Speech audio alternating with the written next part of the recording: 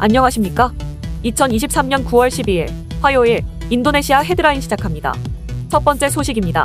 지난 8일 윤석열 대통령은 자카르타 대통령궁에서 조코위 대통령과 정상회담을 가졌습니다. 윤 대통령은 조코위 대통령에게 올해 수교 50주년을 맞은 한국과 인도네시아는 정치, 사회, 문화 다방면에서 괄목할 만한 관계를 이어오고 있다며 핵심 파트너인 인도네시아와 함께 인도 태평양 지역의 자유, 평화, 번영을 위한 기여 방안을 함께 모색하길 희망한다고 말했습니다. 이어 인도네시아는 엄청난 경제 성장 역량을 갖춘 아세안 선도국이며 자유, 민주주의와 시장 경제 질서를 토대로 확실하게 보장된 법치주의를 실현하고 있다며 그런 점에서 대한민국의 아세안, 인도태평양 지역 핵심 협력국이 될 수밖에 없다고 강조했습니다. 조코위 대통령도 수교 50주년을 축하한다며 이는 양국 관계에 아주 중요한 의미를 갖고 있다고 말했습니다. 회담이 끝난 뒤 윤 대통령과 조코위 대통령은 한 인도네시아 포괄적 경제 동반자 협정 기반으로 양국 간 교역과 투자를 확대하기로 합의했습니다. 또한 양 정상이 자리한 가운데 자동차, 철강, 석유화학, 디지털 경제 분야를 망라하는 산업협력과 농업기계화 및 농업기반시설 협력 파트너십 기술 약정, 그리고 전기차 생태계 조성 협력에 관한 양해각서 및 할랄식품 협력 양해각서 서명식이 진행됐습니다. 특히 방산 분야의 협력도 강화할 방침입니다. 참고로 인도네시아는 우리나라의 아세안 지역 최대 방산 수출 대상국입니다. 우리 군용 훈련기와 고등훈련기의 첫 수출국이자 유일한 잠수함 수출 대상국으로 누적액만 43억 달러에 달합니다. 또한 양국 정상은 최근 논란이 있는 전투기 공동연구 사업 KF-21의 성공적인 마무리를 위한 양국 정상 차원의 공동 의지를 재확인했습니다. 다음 소식입니다. 인도네시아는 미국의 광물 협정 체결을 제안했습니다. 인도네시아가 수출하는 니켈 등 전기차 배터리 원자재로 사용되는 자국산 희귀 광물에 대해 미국의 인플레 감축법에 의한 세액공제 혜택을 제공하는 내용입니다. 지난 6일 조코위 대통령은 아세안 정상회담 참석차 인도네시아를 방문한 카멀라 해리스 미국 부통령과 자카르타에서 만나 이같이 제안했습니다. 조코위 대통령은 해리스 부통령에게 인도네시아는 매장량 2,100만 톤의 세계 최대 니켈 자원 보유국으로 미국의 배터리와 전기차를 공급할 수 있다며 미국이 핵심 광물협정 체결 논의에 나서기를 바란다고 말했습니다. 또한 미국이 주도하는 인도태평양 경제 프레임워크에 인도네시아가 참여해 자국산 수출 광물이 IRA에 의한 녹색 보조금을 받을 수 있기를 희망한다고 말했습니다. 해리스 부통령은 클린에너지 경제를 확대하는 데 필요한 희귀 광물을 포함한 공급망을 구축하고 양국 간 무역 증진을 위해 인도네시아와 함께 노력하겠다고 말했습니다. 참고로 미국은 지난 3월 공포된 IRA 세부 규칙에 따라 미국에서 판매하는 전기자동차가 세액공제 혜택을 받으려면 EV 배터리 원자재로 사용된 희귀 광물의 일정량이 북미에서 생산 혹은 조립되거나 미국과 자유무역 협정을 맺은 나라여야 한다는 조건을 달았습니다. 인도네시아는 미국과 자유무역 협정을 맺고 있지 않으나 미국과 FTA에 준하는 광물 협정을 체결해 전기차 및 배터리 생산을 대폭 확대하기를 기대하고 있습니다. 다음 소식입니다. 우리나라 정부가 인도네시아와 할랄 식품 인증, 농업 기계화 등에 협력하기로 함에 따라 앞으로 국내 식품 및 농기계 업계의 인도네시아 진출이 보다 원활해질 전망입니다. 지난 8일 농림축산식품부에 따르면 정황근 농식품부 장관은 자카르타 대통령궁에서 양국 정상이 참석한 가운데 인도네시아 농업부, 종교부와 각각 파트너십 기술 약정과 양해각서를 체결했습니다. 먼저 인도네시아 종교부와 맺은 한 인도네시아 할랄식품 협력에 관한 양해각서에는 인도네시아에서 2024년 10월부터 의무화되는 식품 할랄 인증 표시 제도에 앞서 양국의 할랄 인증기관 간 협력을 촉진하고 인증기준 정보를 교환하는 내용이 담겨 있습니다. 이어 인도네시아 농업부와 맺은 한 인도네시아 농업기계화 및 농업기반시설 협력을 위한 파트너십 기술 약정은 한국의 기술을 기반으로 인도네시아에 적합한 농기계나 농업생산 기반시설을 공동 개발하고 현지에 보급하는 것이 핵심입니다. 이번 협정으로 인도네시아와 기술 협력 및 공적 개발 원조 등을 통해 단계적으로 인도네시아 시장에 한국산 농기계 수출을 확대할 기회를 얻게 됐습니다.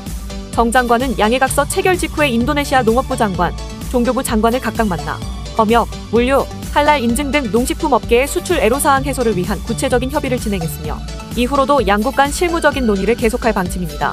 정 장관은 취임 이후 인도네시아를 여러 차례 방문해 공감대를 형성해온 것이 실질적인 성과로 나타나게 돼 기쁘다며 우리 농식품 기업이 다양한 분야에서 수출 기회를 확보하도록 정부가 적극적으로 뒷받침하겠다고 말했습니다. 다음 소식입니다. 세계보건기구가 유럽 등지에서 코로나19 감염자의 입원 사례가 증가한 점을 거론하면서 호흡기 질병 감염률이 높아지는 겨울철을 앞두고 백신 접종을 소홀히 하지 말 것을 주문했습니다. 지난 7일 WHO 사무총장은 온라인 브리핑에서 겨울을 앞둔 북반구에서 코로나19와 관련된 추세를 우려와 함께 지켜보고 있다고 말했습니다. 이어 중동과 아시아 일부 지역에서는 코로나19 관련 사망자가 다시 증가세를 보이고 유럽에서는 중환자실 입원자 수가 증가했다며 유럽 외의 다른 지역에서도 입원 사례가 늘고 있다고 지적했습니다. 브리핑에 동석한 WHO 기술수석은 현재 코로나19로 병원에 입원한 환자들의 수는 전 세계의 수십만 명에 이를 것으로 추정하고 있다고 설명했습니다. 참고로 지난 7월 24일부터 지난달 20일까지 4주간 WHO에 보고된 코로나19 입원자 수는 27개국에서 5만 5천여 명이지만 WHO는 코로나19 현황 보고서에서 어떤 국가가 WHO에 보고한 데이터가 없다고 해서 실제 입원자가 없다는 의미는 아니며 새로운 데이터로 바뀔 수도 있다고 짚었습니다. 한편 지난 5월 WHO가 코로나19에 대한 최고 경계태세인 국제적 공중보건 비상사태를 해제한 이후 각국의 코로나19 관련 데이터는 WHO에 원활하게 제공되지 않고 있습니다. 다음 소식입니다. 지난 7일 열린 한국 인도네시아 비즈니스 라운드 테이블에서 두산에너빌리티가 인도네시아 최대 전력 공급사 인도네시아 파워와 인도네시아 발전소 배출가스 저감을 위한 친환경 발전소 전환 관련 MOU를 맺었다고 밝혔습니다. 이번 협약을 통해 두산에너빌리티와 인도네시아 파워는 현지에서 운영 중인 수랄라야 발전소의 친환경 기술 도입에 대한 포괄적 협력 관계를 구축할 계획입니다. 또한 두산에너빌리티는 IRT가 진행하고 있는 찔레곤 지역에 위치한 4와 90호기 발전소의 그린 암모니아 공급망 공동개발에 대한 협약도 함께 맺었습니다. 참고로 IRT는 한국전력과 인도네시아 파워, 발전 석유화학 전문기업 바리토 퍼시픽그룹이 공동 출자해 만든 특수목적법인입니다. 이번 협약에 앞서 IRT 피터 위자야 사장은 지난달 23일 경남 창원 두산에너빌리티 본사를 방문해 4와 90호기 암모니아 혼합연소 발전 기술 적용을 위한 협약을 체결했으며 이에 따라 양사는 오는 2027년까지 암모니아 혼소 발전 연구 결과를 공유할 예정입니다. 정현인 두산에너빌리티 사장은 두산에너빌리티의 암모니아 혼소, 수소터빈, 액화 수소 플랜트 등 다양한 탄소 중립 솔루션은 인도네시아의 탄소 감축 목표에 효과적인 대안이 될 것이라며 이번 협약을 시작으로 인도네시아에서 추진될 탄소 감축 발전 사업에 대해서도 활발한 교류를 기대한다고 말했습니다. 다음 소식입니다.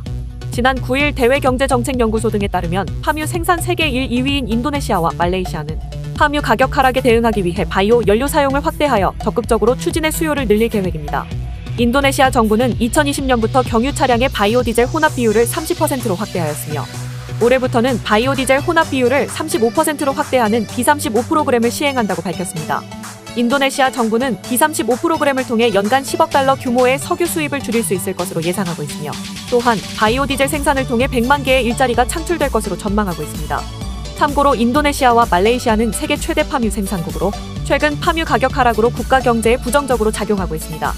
실제로 올해 상반기 인도네시아 수출은 파뮤 가격 하락으로 작년 동기 대비 8.9% 감소한 1287억 달러를 기록했으며 특히 6월의 경우 파뮤 수출이 크게 줄면서 전년보다 21.2%나 급감한 206억 천만 달러에 그쳤습니다. 말레이시아의 경우 파뮤를 생산하는 주요 국영 기업인 시메 다비 플랜테이션과 FGV 홀딩스의 순이익이 크게 감소했습니다. 국제신용평가기관 피치는 인도와 중국 본토의 파뮤 재고 증가, 2023에서 2024 회계연도까지 예상되는 세계 대두 생산량 증가, 고 10월 팜과실 수확 등의 요인으로 올해 하반기 파뮤 가격에 하방 압력을 가할 것으로 전망했습니다. 다음 소식입니다. 남부 자카르타 특별행정구가 건물에서 물 뿌리기 대책을 시행한다고 7일 밝혔습니다. 남부 자카르타는 자카르타에서 가장 인구가 많은 지역으로 공기오염이 심각한 곳 중 하나입니다. 지난해 남부 자카르타의 연평균 미세먼지 농도는 17마이크로그램/터 세제곱미터로 WHO 권고치를 크게 초과했습니다. 특히 최근 엘니뇨로 인한 공기오염이 심각한 수준을 지속하자 남부 자카르타는 건물에서 물 뿌리기를 통해 공기 중의 미세먼지를 줄이고 시민들의 건강을 보호하겠다고 전했습니다. 참고로 건물에서 물 뿌리는 것은 공기 중의 미세먼지를 줄이는 데 비용 대비 효과적인 대책 중 하나입니다. 물은 미세먼지를 흡착하는 성질이 있어 물과 접촉한 미세먼지는 중력에 의해 아래로 떨어지게 됩니다. 또한 물은 공기의 온도를 낮추는 효과도 있어 공기 중의 미세먼지 농도를 낮추는 데 도움이 됩니다. 물 뿌리기 대상은 남부 자카르타의 8층 이상의 건물이며 건물 소유자가 비용을 부담하여 옥상 사면에 물을 분산할 수 있는 장치를 설치해야 합니다. 남부 자카르타는 이번 주부터 불시로 설치 여부를 점검할 예정이라고 밝혔습니다. 또한 인도네시아 정부는 자카르타에 위치한 모든 정부 건물에서 물 뿌리기를 시행할 것이라고 밝혔습니다. 한편 공기오염 개선을 위해 건물에서 물 뿌리기 대책은 인도네시아에서 처음으로 시행되는 대책이며 이번 남부 자카르타의 대책이 성공적으로 시행될 경우 다른 지역에서도 건물에서 물 뿌리기 대책을 도입할 가능성이 높습니다. 시청해주셔서 감사합니다. 다음 시간에 뵙겠습니다.